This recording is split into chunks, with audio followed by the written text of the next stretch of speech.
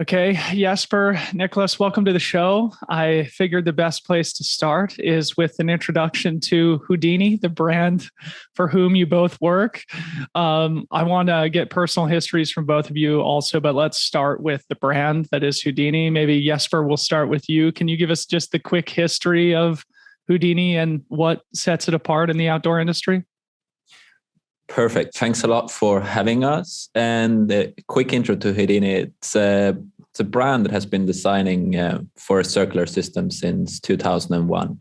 A Swedish outdoor brand, pushing the boundaries of how the textile industry is working today and trying to reimagine how a world would look like when we're actually designing in symbiosis between nature and the society we're in today.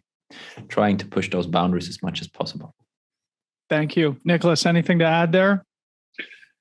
I think that was actually really well done, Jesper. I was hoping you could continue for another half hour so I could have 3 more coffees. But there's so much to be said about Houdini, really. And I think one thing that Jesper said is an interesting one.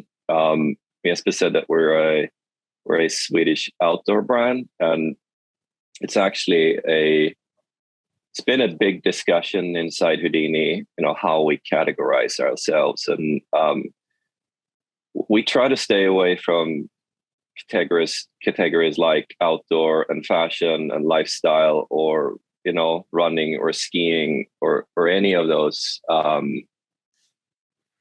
descriptions of a company. And it's not because we think that we are so much better than everybody else. It's more that the philosophy that goes deep inside Houdini is that we stand against overconsumption in general, and we try to minimize their impact on the planet and the ecosystems around us. And one of the ways to do that is to design and deliver product solutions that cover more than one activity or one place or one situation in your life. And you can digest, or you can dissect that one deeply. But at the end of the day, then saying that you are an outdoor brand will immediately label your stuff for one usage and one usage only. So I think that would be one of the very few things that I would add to Jesper. I don't think that would do it justice to just say that we're an outdoor brand. The stuff that we deliver and design should be used throughout your life. Wow. Great. So it's already become evident that Niclas, you're the brand guy, and Jesper, you're the product guy. And I think this will be such a fun conversation to explore both of those avenues with the two of you. So Houdini is still a private company, right? You're based in Stockholm. And can you give us an idea of the size of the company in terms of number of employees and or revenues, if that's something that you disclose? And also just like whether the majority of your sales are in the European market, in the US, any of that kind of stuff, just to educate the listener, I think would be useful. All right. So this time, Jesper, I'm going to lead, and you can adjust whatever I said. Okay. We're based out of Stockholm, Sweden. It's a small company in terms of the numbers. We dream big, though, and our ambitions are big. I think currently we're around 35 to 40 people, all in all. We tend not to speak about revenue, so that's not something that I think. I figured that was the case, but I wouldn't be doing my job if I didn't. No, that's cool. That's cool. That's absolutely cool. Yeah. And we've actually been around for quite a long time. There are 2 periods to Houdini's history. We actually were started already in the mid-90s by a female mountain guide, Lotta was her name, who was trying to find solutions for what she was doing, and she couldn't find it in the marketplace. So she started designing and making mainly first layer product. And that lasted for 5-6 years or so. And then the second period of Houdini's phase starts in the beginning of 2000, when Eva Karlsson and Hannah Lindblad met somehow in the vicinity of Houdini and decided to buy the company. And from there on, the second period, or the second phase of Houdini, continues on. So it's older than most people think. And here in the US, where we are largely unknown, people tend to think of us as a young company. We're young in spirit, but we've been around for a while. Yeah. And Niclas, you and I had coffee together yesterday here in Portland, and you and I are both broadcasting here in the US, but it sounds like the vast majority of the employees are back in Stockholm, where Jesper sits. Jesper, let's bring you back into the conversation. I'd love to hear just a little bit about your role. As I talked to Niclas before this conversation, your reputation precedes you. People talk highly of you in terms of your skill as a product person, as a designer. So talk about how you ended up at Houdini and what role you occupy with the brand. Thanks a lot. I've been at Houdini for about 7, soon to be 8 years. I today overlook, or my position is head of offering, and might sound a little bit off when you first look at it, but when you start looking at the way we organize ourselves, it's based on a user-centric perspective. So I'm overseeing the offer to our end user, and since when designing for circularity on different levels, it's not only products, but how they actually experience a product, which is important. So I start all the way on the conceptual level with how we can offer products to our end users. So working with different business models as rental, repairs, and how we offer beyond that, and then work all the way through material innovation, product design, all the way together with the rest of my team into how we develop products, but also how we bring products all the way to the shelves. So I have a wide span, but I come from a design and innovation background. Started my journey a few years back in Germany for a brand called Adidas. Worked both in their outdoor department and in the advanced team, the future team, working on the creative guidelines of the brand, just as well as innovation concepts for what would come out into the ranges going forward. And then, out of a funny coincidence, I met Eva, or she called me when I was heading back to Sweden on Berlin airport, and we ended up taking a coffee the day after, which was 4.5 hours long. Classic coffee. Europeans, right? Yeah. Nick and I had a coffee for about 30 minutes, but the Europeans, you guys linger over it for hours and hours. Anyway, keep going. You and Eva, the CEO, we're talking.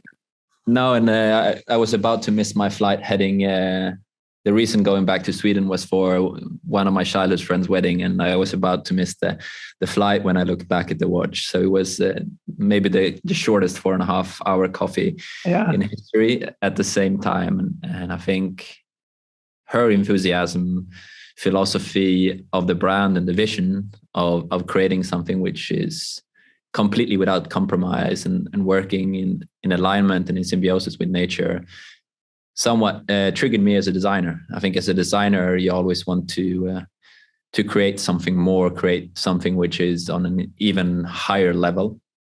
And then me coming firstly from a fashion background before I ended into sportswear and innovation, had the aspect of creating good design there from an aesthetical point of view, adding functionality at a brand like Adidas, where you could sit down with professors and engineers into labs and climate chambers and look at and all those aspects, very nerdy and somewhat to me then this aspect of doing this in symbiosis with nature in combination, kind of getting those three parts into it.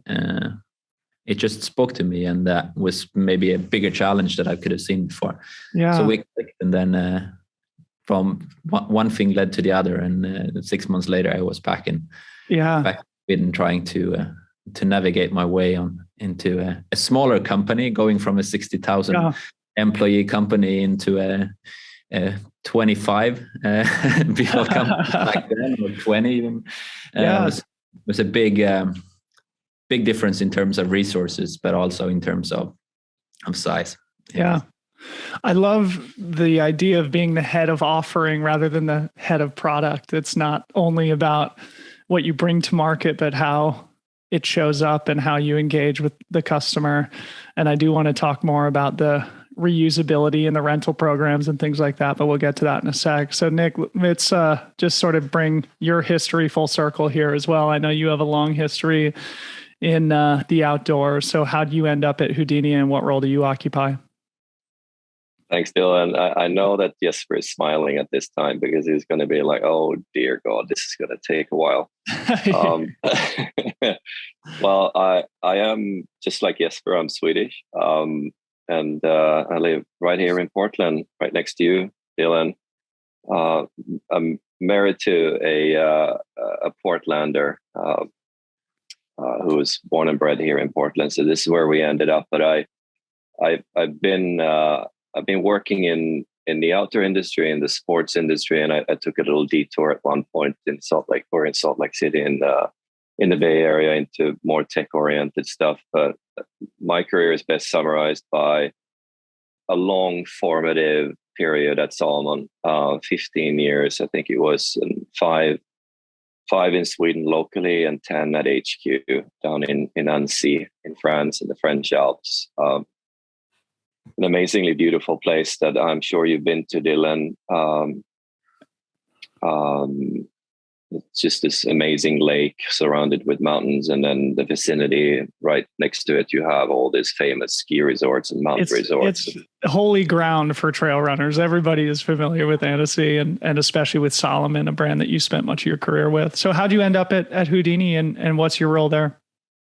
Well, I wouldn't say it's the same as Jesper, but we actually, it's all Eva. I mean, we should probably introduce Eva at one point, Dylan, as well, because she's the hub and the center and the heart to this company and this brand overall. But Eva and I worked together right at 2000, I think this was 2001, when Salomon launched Apparel. And we were looking for people to help us launch apparel because, as you know, Salomon stemmed out of skiing and ski bindings and ski boots and skis, and later on that became footwear. So we knew nothing about apparel really. So we were sucking up knowledge and know-how. And Eva came in and was found. She was at Patagonia at the time, and Eva and I got to work together for a year and a half, something like that. And after that, she bought Houdini, and together with Hannah, and started running it. And I ran into Eva, 2 times per year, right? You know exactly what this is. It's ISPO in Europe, and it's OR here in the US, right? Okay. And you've got Friedrichshafen as well, back in the day. And every time I came in and I saw this amazingly beautiful thing that Eva and the team had been building, like a lot of other people in this industry, we've always looked at Houdini and said, I wish we could do what they do. And that's a funny thing, Dylan. We should probably park that. Why isn't more people and companies doing what Houdini is doing? Really, I mean, it's beautiful stuff. It's aesthetically very pleasing. And, sorry to be using this greenwashing word sustainability, but it has pretty much established the idea of sustainable apparel in this industry. Yeah. So we met, over 10, 15 years. And every time we said, we got to do something together. We got to work together again. We had so much fun. And I was living here in Portland, and I'd been working for another company in the footwear industry based out of Portland. And the pandemic hit, and that whole thing ended. And just a few weeks later, Eva pinged me. I guess she had no idea about that. And she's like, do you want to do something together? I'm like, well, this is definitely not going to be the time for us to move to Sweden, Eva. We've had another kid come on, and they're American, so we're going to be here in Portland. And she's like, yeah, I know, and that's great. The pandemic has shown us we can work, from anywhere in the world. It's all fine. And I'm like, oh, okay. So we did that and started working together. And I am now officially going to apologize to everybody in the team in Stockholm whose schedule I've interrupted and asked them to stay up and postpone dinners and get back on a call after dinners again. So, but it's working. It's challenging, but that's kind of my story. Awesome. Yeah. All right. Well, thanks for the background, guys. So I want to spend the majority of our time here talking about the new Pace collection that you just launched. Of course, this is a trail running audience, and I think the brand is just, underappreciated in our industry, probably because, this is the first offering that you've made specifically to trail runners. And so I want to help amplify your message, especially the circularity and the sustainability. And as you mentioned, Nick, those words are probably sometimes overused, and you use the word greenwashing. And I think sometimes brands kind of throw those words around without much significance to what they're actually delivering to the market. But I want to use the Pace collection as an opportunity and as a lens through which to view the core philosophies of Houdini, the brand. So maybe Jesper, let's go back to you. Can you talk a little bit about the Pace collection, how it came to be, what opportunity you saw in the market, and how you guys went about executing against that from the design side? Brilliant. First off, I think an important part to understand is our vision to create that maximum experience for our end user with zero impact, and to actually move beyond to become a regenerative company in the long run. And to achieve that, we believe that we need to create circular product as a starting point all the way through. And by 2022, we want all our range to be circular, and we're heading into that direction for this year, which is amazing. And it's so cool to see that we've accomplished and come to this extent. But going back to when I first started, running for me has always been close to my heart, or exercising. I was laughing when I read your bio the other day, and you said it's like, I like exercising. And that was like it.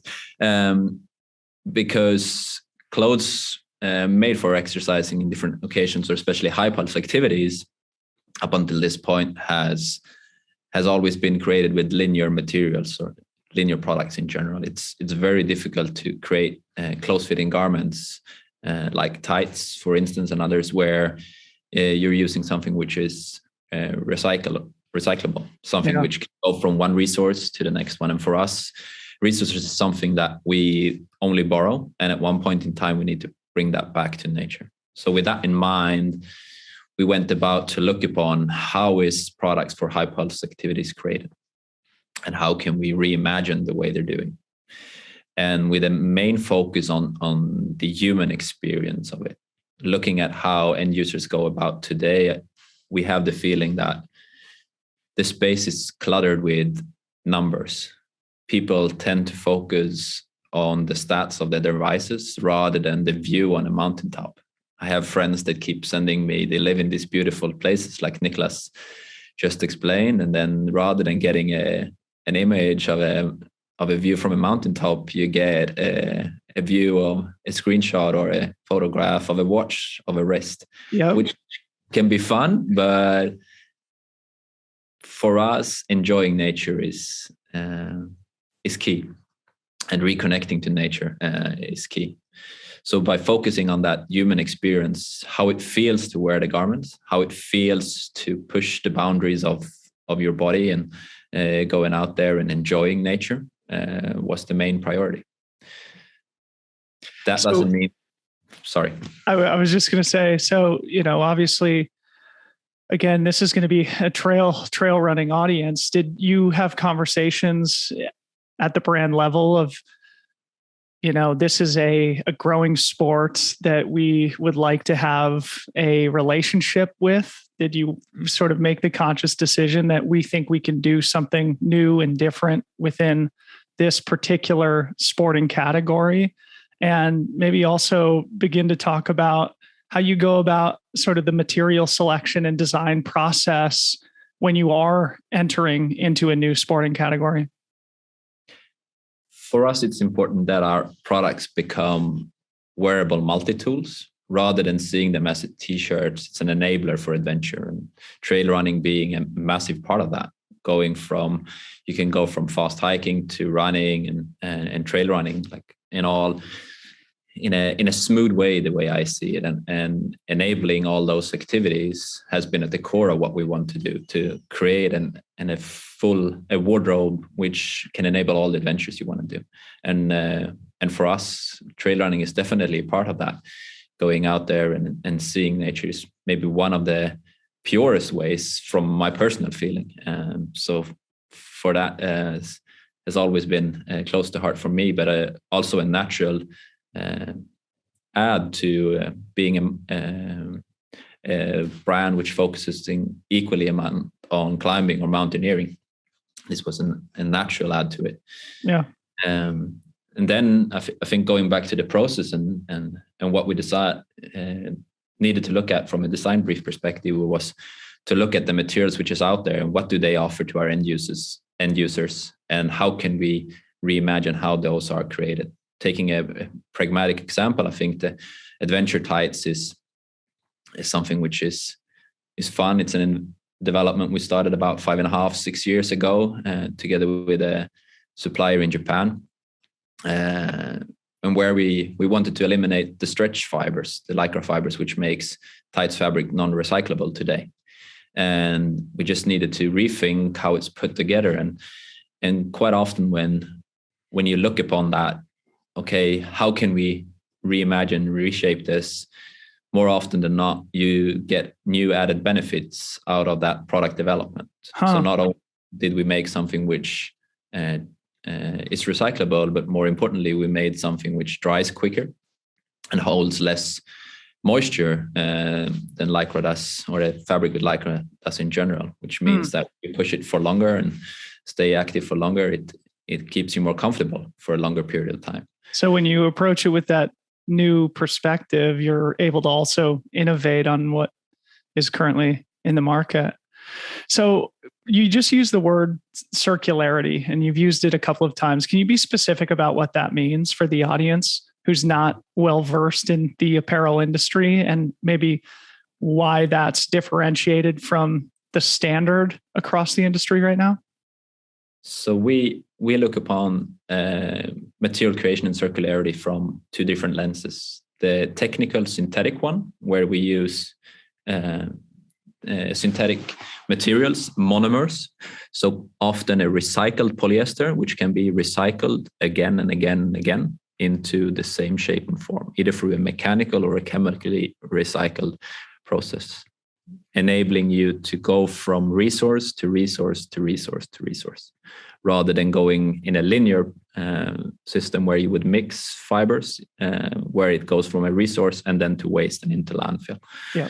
This means we can use, on the synthetic side, the product again and again and again without downgrading it. Or on a biological side, we use naturals. So we work with wool, or we work with options which are man-made next to wool. So for instance, Tencel or similar, where we can also recycle them and go from resource to resource to resource. Or in the longer run, those can be biodegradable and go back into the soil as potent fertilizer and something which actually add to the system there and brings nutrition back to the earth. It's fascinating.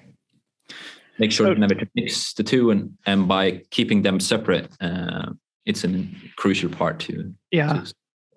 So I just want to summarize and re-emphasize that for the listeners. So you never mix the natural materials with the synthetic materials, because with the synthetics, you're able to recycle those. And with the natural materials, they're actually biodegradable and you can compost them. It's a fascinating reimagination of what's possible in the apparel industry. So Nick, back to you now. How do you take this sustainability mission and communicate it to the marketplace as sort of the brand and marketing guy?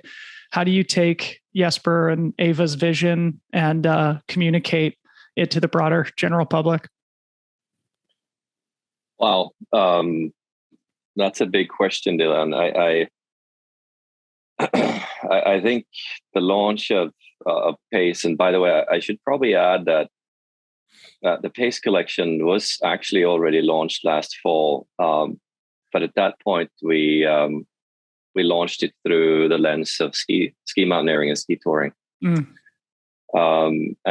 this is the sort of the follow up to that, which is your spring summer version of that collection, through the lens of trail running.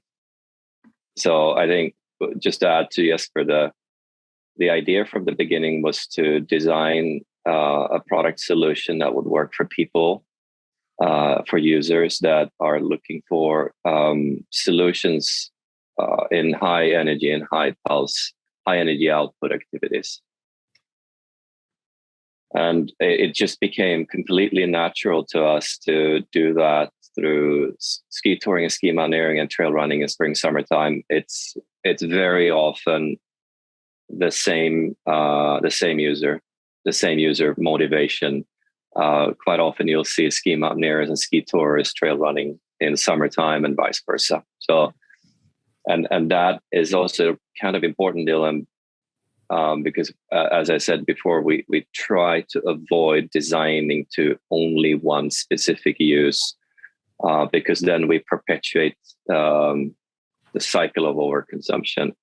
Right? There are companies out there that will tell you that you're going to need this jacket because you are mostly an uphill runner, and you're going to need this jacket because you're mostly running on flats and technical and downhill and stuff like that. That is something that we stand purely against, really. We'd like you, Dylan, to use our stuff running, whether you're running off-road or on-road, or on the Canary Islands, or in Death Valley, or in Chamonix at the UTMB, or whatever it is. But we'd also like you to feel absolutely comfortable going out and meeting up friends at a coffee and picking up your kids from daycare in the same stuff. That's really the intent with stuff. And I think that probably answers a little bit how we try to communicate that message. Is exactly in that vein that you'll see us talking to you. Another thing to add to that is that you won't hear Jesper and I today use the word consumer. We'll refer to the people that are wearing our stuff as users.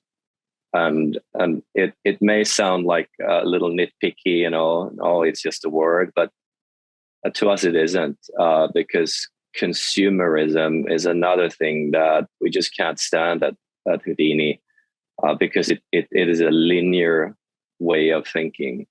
You extract stuff from the planet, you use it for a while, and then you throw it away, because that's consuming something, right? There is no returning it again, either to nature or into a cycle of repetition afterwards. And these are all things that we continuously talk about in marketing. And Pace is probably one of the first times that we've gotten very close to the user itself, the trail runner in this perspective. It's a passion project for a bunch of us. We've experienced trail running through our careers. We've run a lot of trail running ourselves. When I lived in Annecy, that was my way of exercising, and I dabbled in trying to do some 20 and 50K trail races, and choked, of course. But when this opportunity came up with Pace, it just felt so right and so amazing. And to position our collection and our message was one of the most gratifying things that I've ever been in, and probably the easiest that I've ever been in. It never really was much of a discussion. Why are we saying stop counting, start feeling? Because of 2-3 different things. First and foremost, the brand's purpose, our reason to exist, is to reconnect to nature, to help reconnect people to nature again. So that's evidence number one, basically. The second piece is what Jesper has delivered to us as marketeers and communicators, which is a collection of product with what we refer to as holistic comfort. Product that in itself are quite silent. Dylan, you haven't been able to really experience wearing it yet. I hope you will soon. But when you put those pieces on, they don't feel like most other stuff that you feel on. When you're running, you're not going to hear very much from it. It doesn't make that kind of Gore-Texy, crackly sound and the scraping against each other, the friction and all that stuff. We try to eliminate all those things and make it feel very soft and natural for you to wear. Yeah. That's evidence number two. Evidence number three is what's happening in the world currently, what's happening in culture. And we were sitting in the middle of the pandemic when we looked at this, right? We were locked up in our basements. By the way, I'm still locked up in my basement. Me too.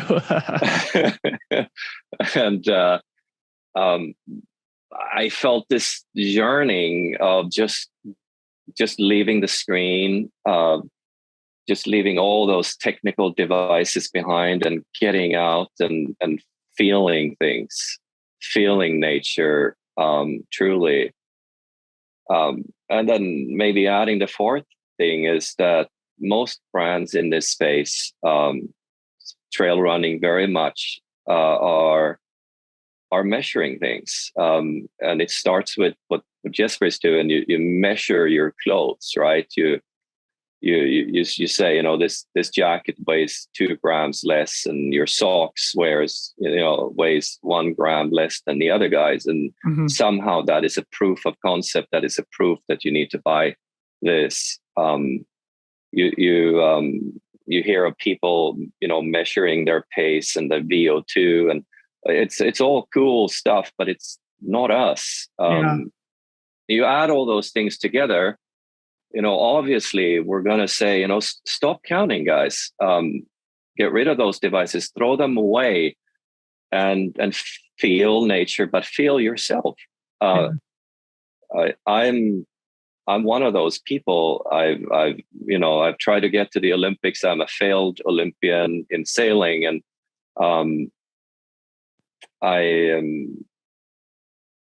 when I train and exercise, that's something that comes natural to me. It's just kind of listen to your heart, right? Listen to your breathing, listen to your body. It'll tell you how you're doing.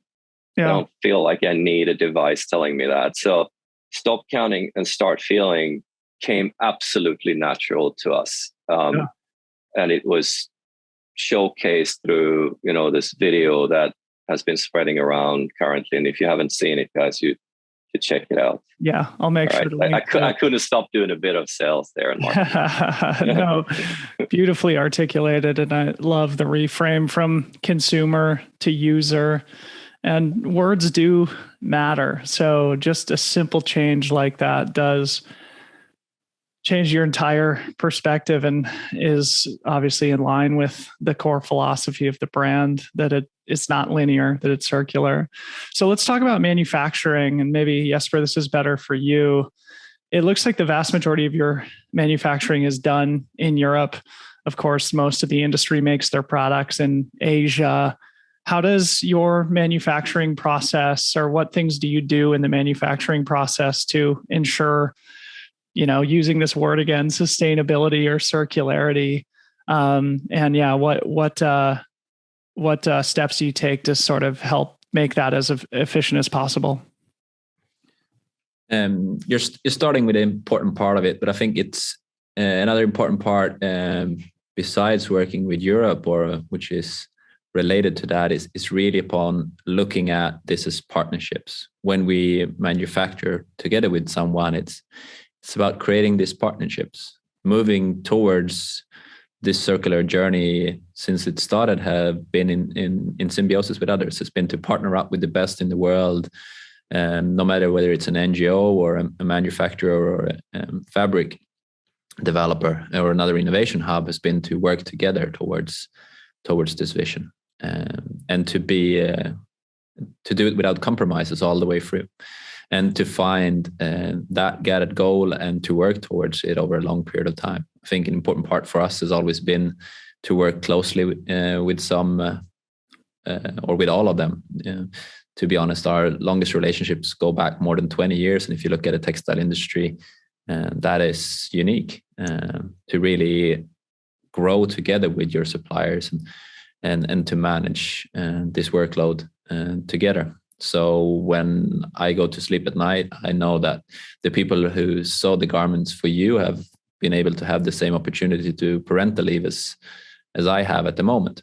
So I think it comes natural for us to have it in Europe. A lot of it sits in the Baltic states, which, if we look at distance from Stockholm, it's about the same distance as to Gothenburg, but a boat ride away rather than a bus ride, which means that our logistic becomes very tight, and it's a very tight network of partnerships. And then growing together with them and understanding their needs and them understanding us, and developed over a long period of time to meet that, to identify potential hurdles, and not now, but in the future to move towards this circular system, because we speak about circular products for 2022. Our bigger vision and an even more ambitious goal is our 2030 plan, which is a complete circular system, which is not just based on product, but how we move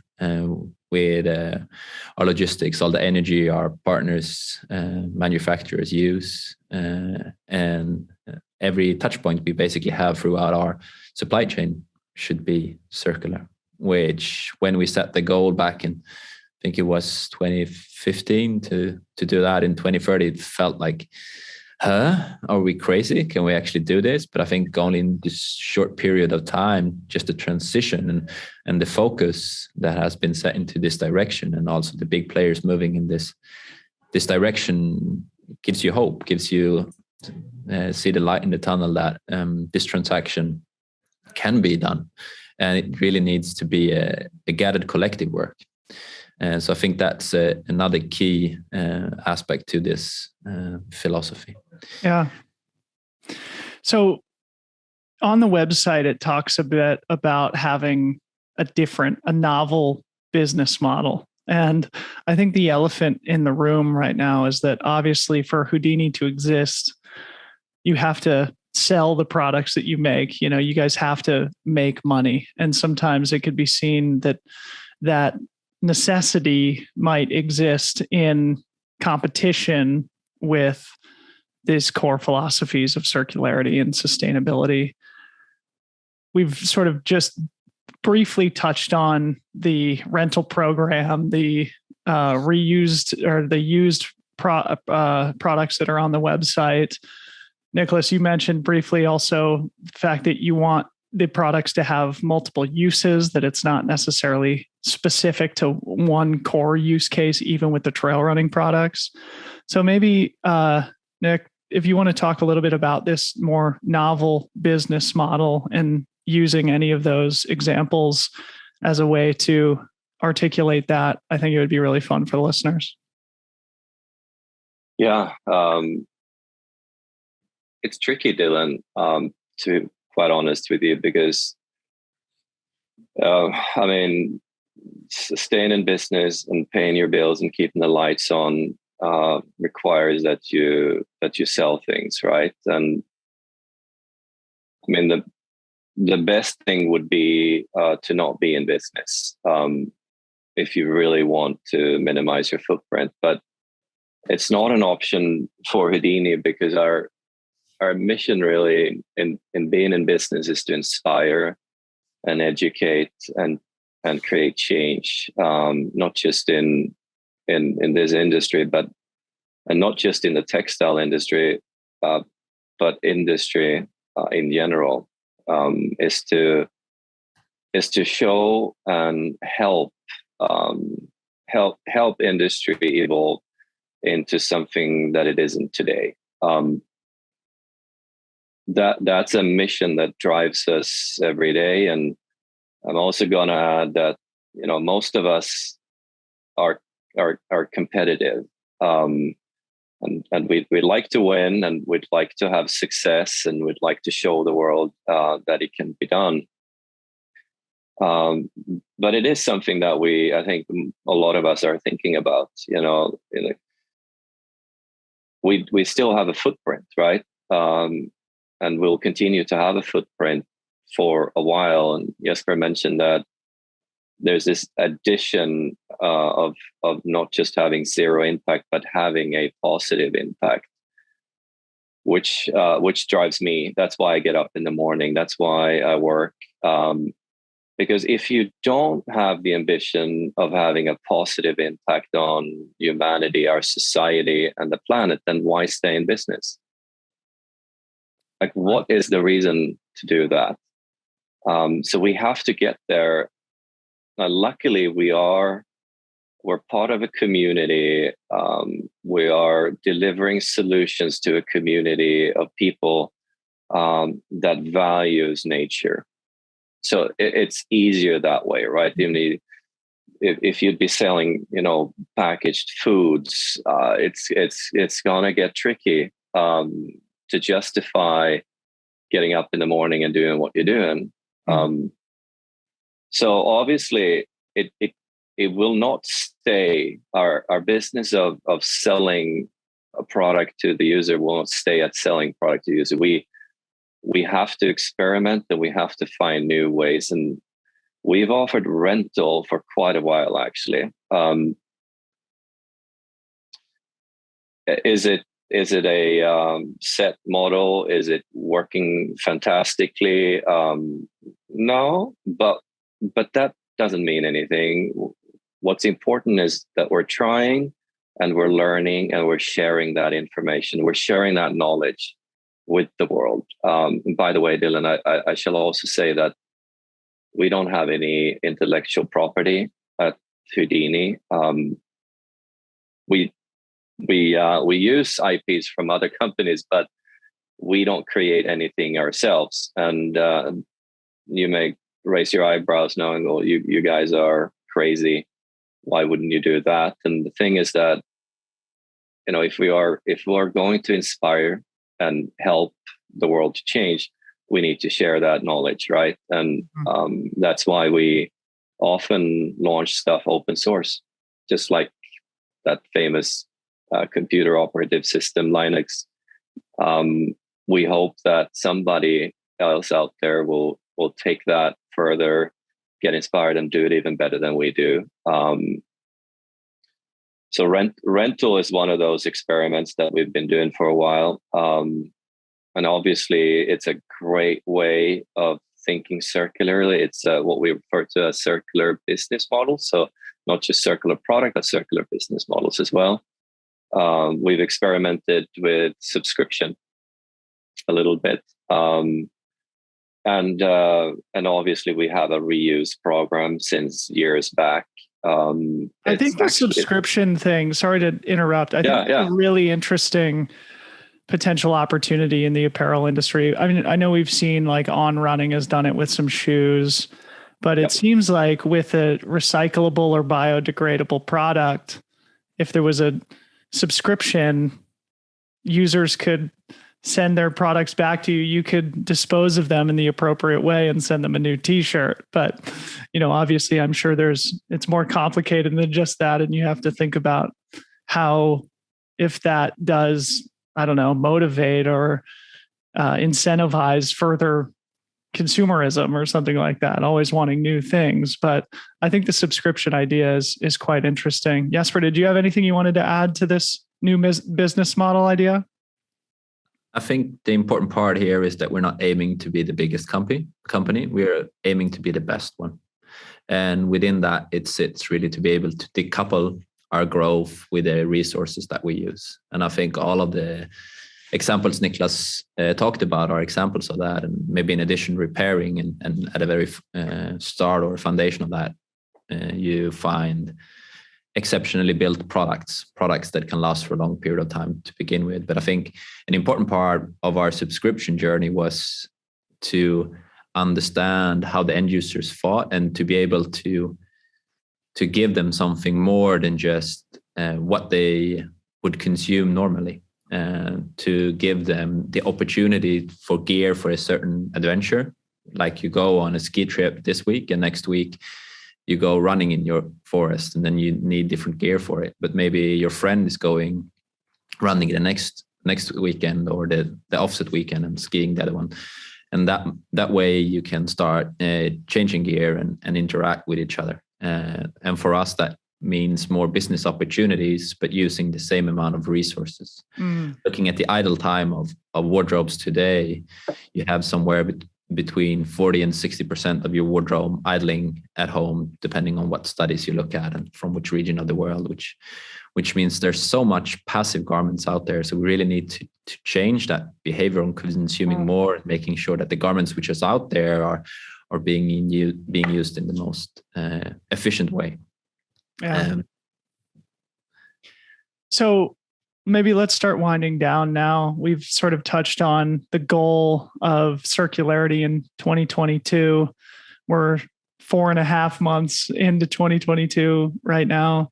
Can you give us a progress update on that goal? How are you guys progressing against it? And then anything else you can share about this vision for 2030 so that our listeners are educated on what the long-term objectives are for the Houdini brand. Go ahead, Jesper. Sorry. Sorry. We're moving at a great pace. Super proud to see where we're at. Let's keep fingers crossed that everything works in the way that we see projects are moving at the moment. And I'll update you in the end of the year, hopefully with a full score. But I think the important part also to remind ourselves of is the progress we're at as of today, which sits just under 90%. We're trying to get the last bits and pieces together to make it all recyclable, which is a fun one in its own. Looking at it through a 2030 or even a 2066 lens, which is maybe our furthest goal away, where it's all synced. We've created this symbiosis, and I think that's an important part. Just looking ahead and remember it that what we're doing today is not purely for ourselves, but I was referring to that prior to this started off. It's like we're on this journey not only for ourselves to enjoy it, but for our kids and the generations to come. And I think for us, having a mindset that we're purely being a part of this bigger puzzle in a way. We used to be a small world on a big planet. Now we're the opposite, and I think it's an important part to remember as we progress and to use common sense in all of your decisions. And I think common sense in a lot of occasions will help us guide the way. Seeing the same person you are at home, being the one as you step into a more corporate role will enable much more sound decisions, no matter what your profession is or where you're heading. Yeah. Niclas, any closing comments about Houdini, what you hope for in the future, and anything maybe specific to the Pace collection or things that trail runners would find particularly interesting? Oh, well, I think one of my hopes and wishes is that we establish ourselves here in the US. Well, I think I think that's really important for Houdini for a lot of different reasons. It's, obviously it's a big country. And it's not so much the size of the market that entices us. It's more the importance of America in the world. And, I don't think you can say that you've succeeded in anything until you've succeeded in America, because the impact of American culture in the world is so great. So it's a driving force for me personally, and I think an important objective for Houdini overall. I obviously love trail running personally, and